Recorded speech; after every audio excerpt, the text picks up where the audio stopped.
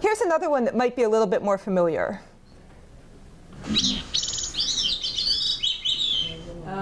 No idea. Any bird nerds? Some kind of bird. It's a bird. It's a gray-cheeked thrush. So it's not a gray-cheeked thrush, but that might be what we're used to hearing. This is what you get if you slow it down.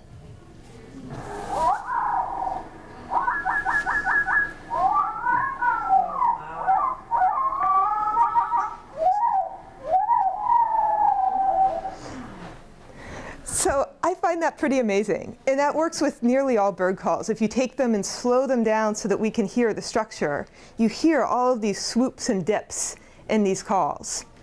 To most of us, it just sounds like chirp, chirp, chirp, chirp, chirp, chirp, chirp. But birds have really good temporal processing. And now, for what you've all been waiting for, I'm sure, crickets and katydids, my favorite sound-producing animals. So this is a common sound in this part of the world.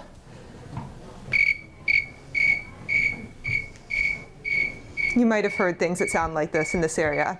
This is something called a snowy tree cricket.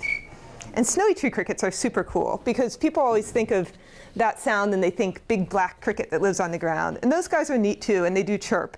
But snowy tree crickets look something like this. So I'll send around a couple pictures and you can just take a look and pass. The thing at the top is a snowy tree cricket that you can find in your backyard in Vermont. So, there you go. You're welcome. So until I started studying them, I had never seen one. They're really good at hiding under leaves, up in plants, so they're not down on the ground like a lot of crickets. They're up in the vegetation. But we hear them a lot. People love to put them on movie soundtracks. So if you ever see people on a movie walk outside at night and it's chirp, chirp, it's almost always a tree cricket. And it usually sounds like that. But they can also sound like this. So for comparison, the first recording is like this. The second recording is like this. Any guesses what's different between those two recordings? That could be the very same cricket. Temperature. The second recording, that cricket is cold. And so because they're just little,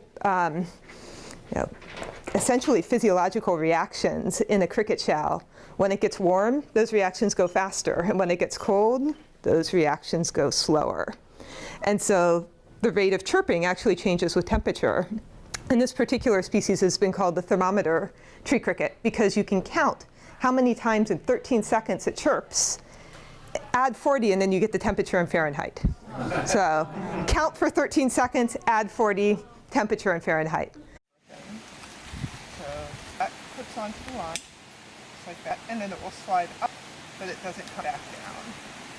So you can move it back down by pulling the lever, but this way you can come up, and then it will stay up. Here's the second one here. And one of these ascenders has a foot loop in it so that you can step into it and then push the other one up. So the first thing I'm going to do is get some of the slack out of this line. And then I'm going to jump on it really hard to make sure that our branch holds. And then we'll find straight.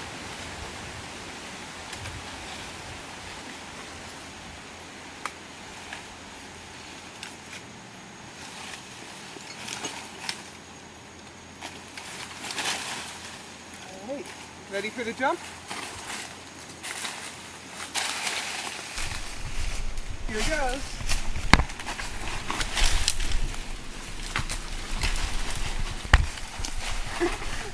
Pretty good. Very good.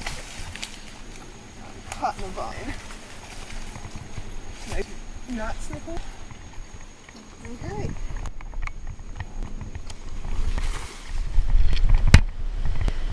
So now you just hang here and move the other one up.